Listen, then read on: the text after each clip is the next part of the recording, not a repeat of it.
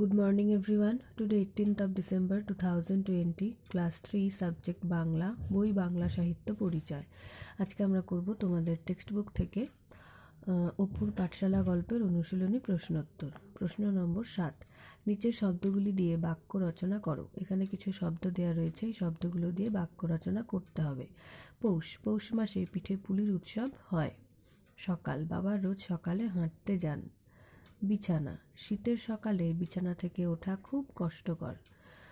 দুষ্টু, পুকাই খুব দুষ্টু ছেলে। পাঠশালায় গুরুমশাই মন দিয়ে পড়াচ্ছেন। তো আজকের ক্লাসে আমরা করলাম তোমাদের টেক্সট বুকের গল্প অপুর পাঠশালা থেকে অনুশীলনী প্রশ্নোত্তর। প্রশ্ন নম্বর 7 বাক্য রচনা। তো এই বাক্য রচনাগুলো তোমরা কিন্তু বাড়িতে খুব ভালো করে পড়বে আর মুখস্থ করবে। এরপর এখানে কিছু বাংলা বানান দেওয়া হয়েছে, এগুলো অবশ্যই পড়বে।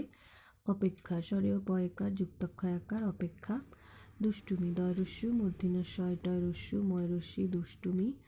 আগ্রহী, স্বরেয়া গয়রফলা হয় দীর্ঘী আগ্রহী। সদ্য, দন্তস দয়জফলা সদ্য। লক্ষ্মী, ল যুক্তক্ষয় ময় দীর্ঘী লক্ষ্মী। Thank you.